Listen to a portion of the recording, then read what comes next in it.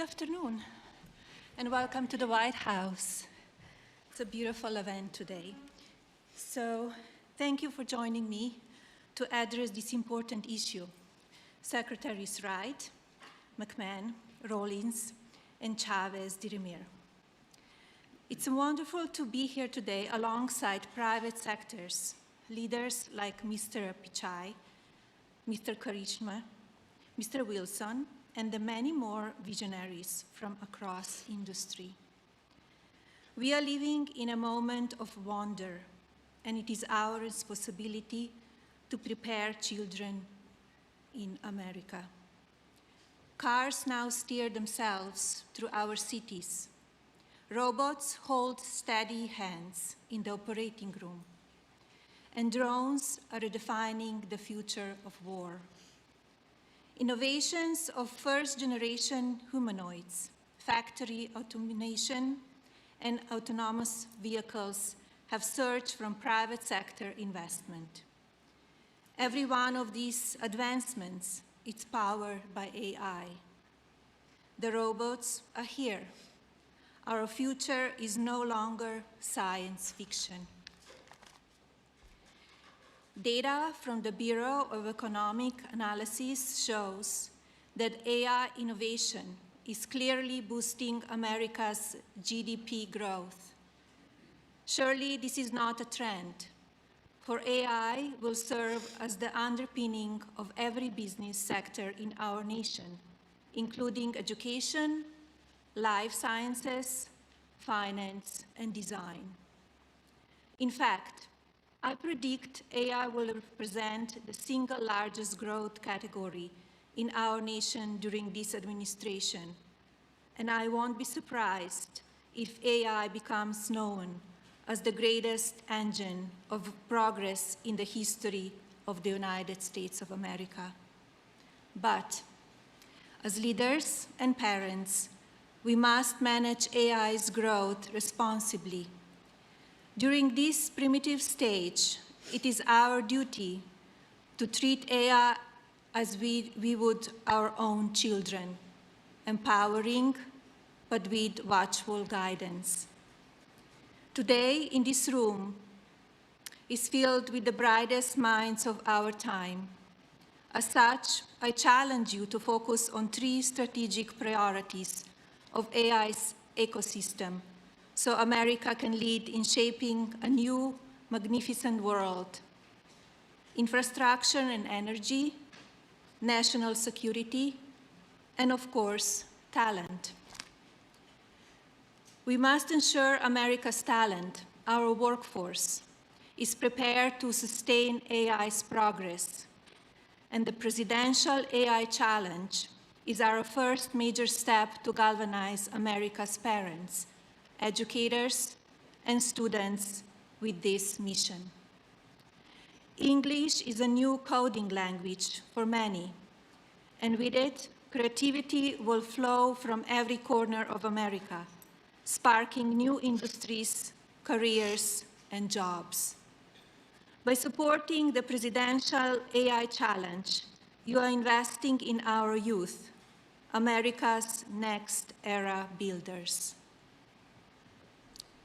I would be remiss if I didn't thank our very determined Director of the Office of Science and Technology Policy, Mr. Michael Cartesius.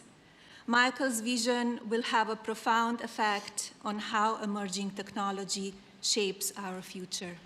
Thank you, Michael. No, thank you, Madam First Lady, for your remarks and for hosting this second meeting of the White House Task Force. What an honor it is to share the dais today with our First Lady and my former cabinet members and colleagues here today. I think AI is certainly one of those technologies that we must embrace, certainly because it is here. It is such a valuable tool, and we are certainly going to do our best to utilize it at the Department of Education. I think we're looking at our work in 3 AI areas. We are supporting current grantees. We are prioritizing future investments, and we're integrating AI in our own workforce at the department.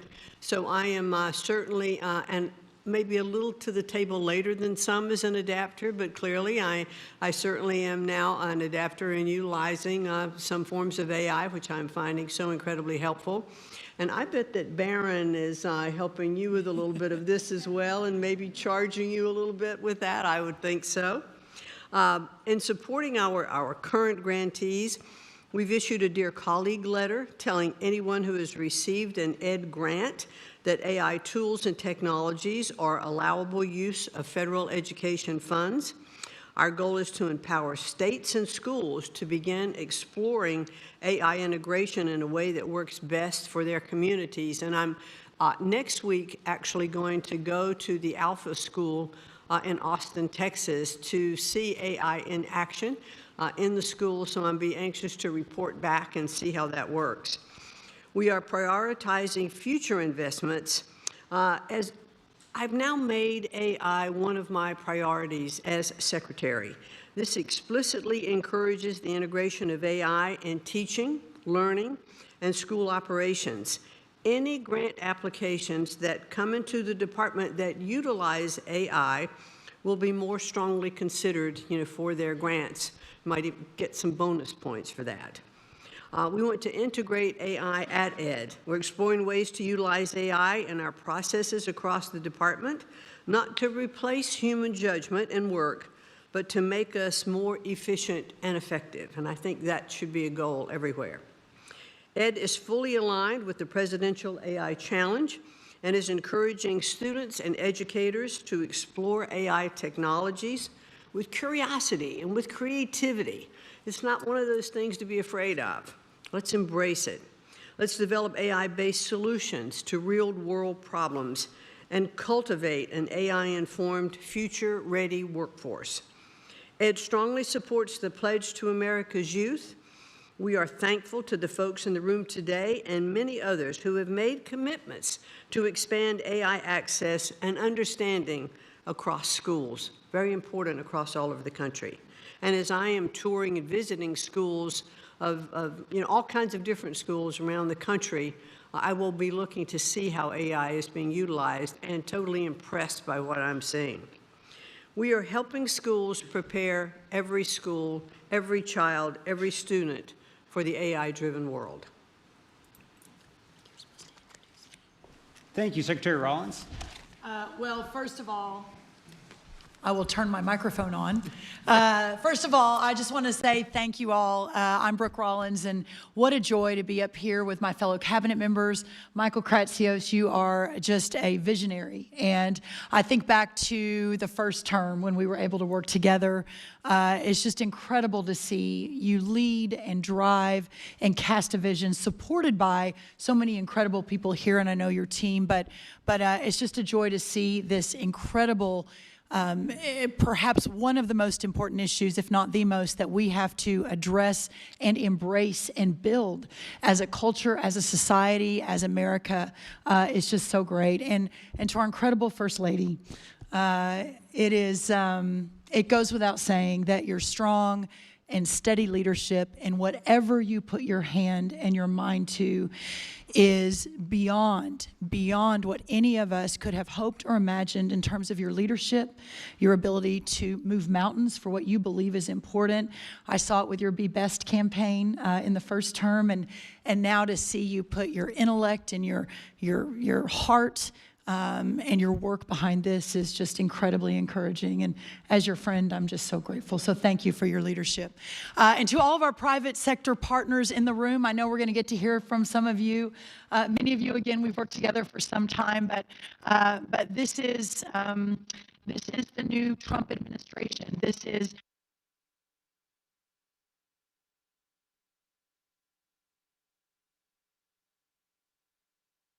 most vexing challenges facing America. So for those of you that have made this a priority in the private sector, we're just so grateful for your leadership and your willingness to lean in, and realizing that sometimes in our country, things can get fairly divisive, but your willingness to lean in and to be part of the universal approach to solving these massive problems is just so appreciated. So thank you.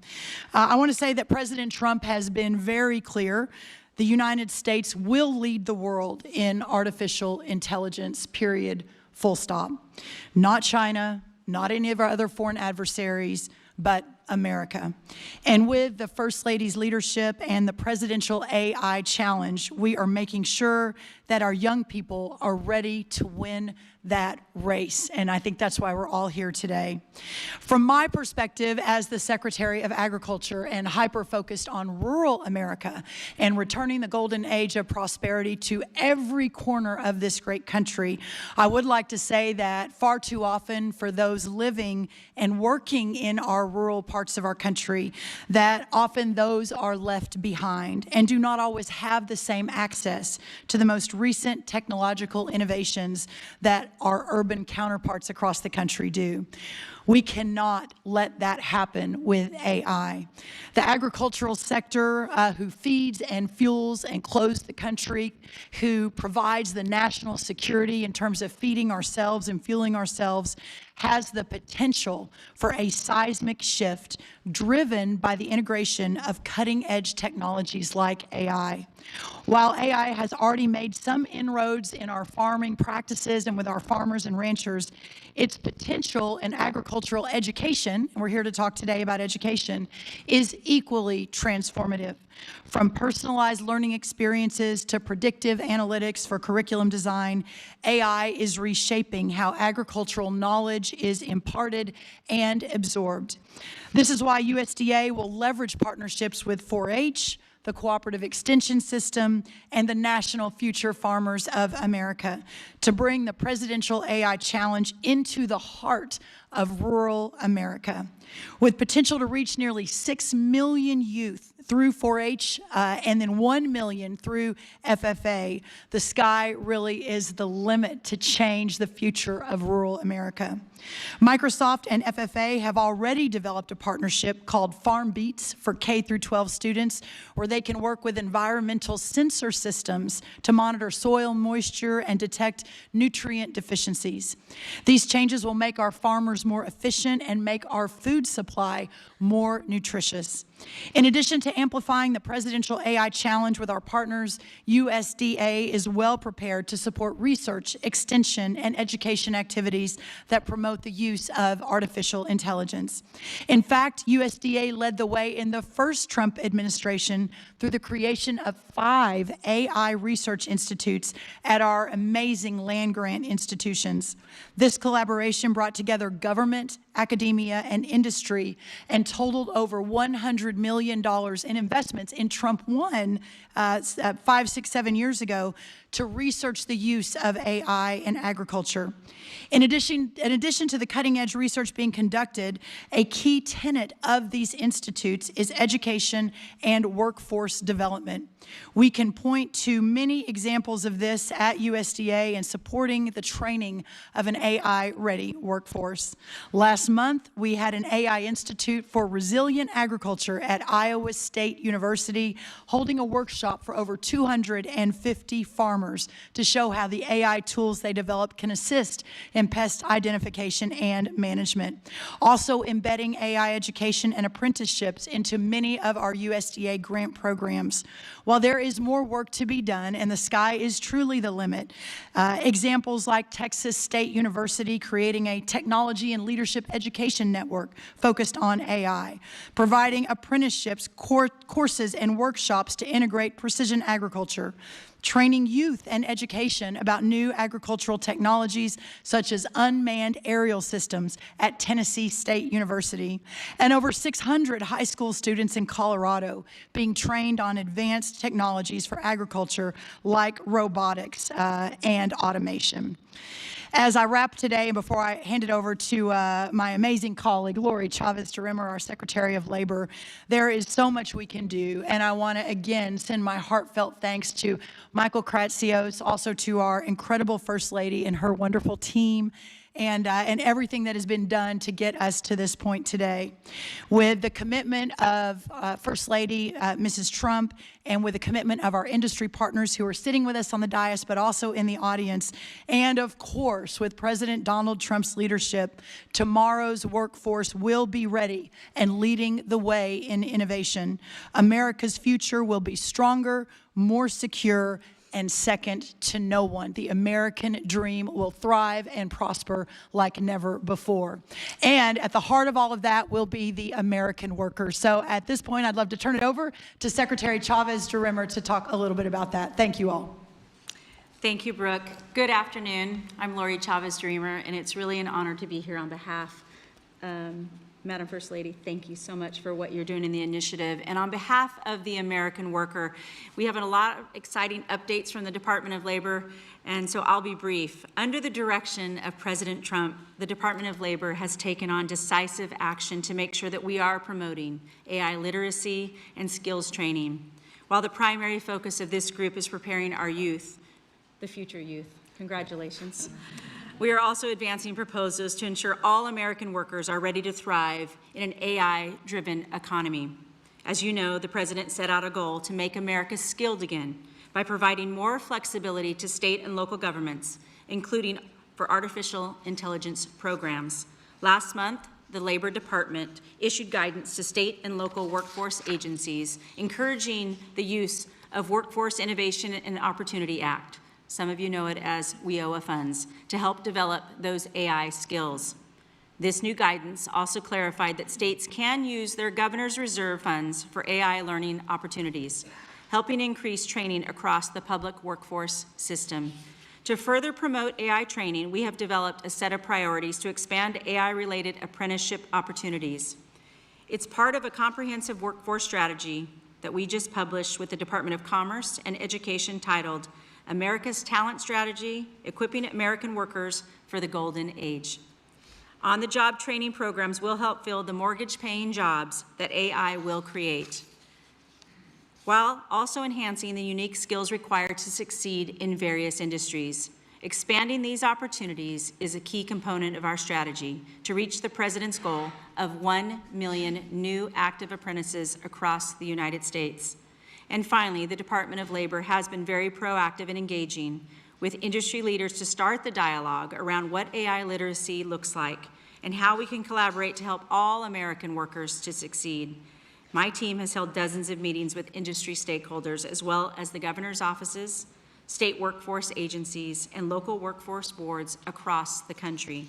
In the coming months, I will expect to have many more exciting announcements. We are working on developing the best practices for an effective AI literacy training and on a potential public-private partnerships that could play an important role in making AI training accessible to all American workers. I'd like to thank again the First Lady and everyone in this room for doing what you are all doing to prepare the American workforce for the jobs of the future. As I continue around my 50-state tour, and we've hit 32 states in the last 5 months, we'll continue to promote AI and its excellence. And it is going to be this initiative and this group and all of you out here in America to help us lead the way and tell those stories to the President. I look forward to the continuing collaboration and have confidence in this era of American AI dominance. Thank you.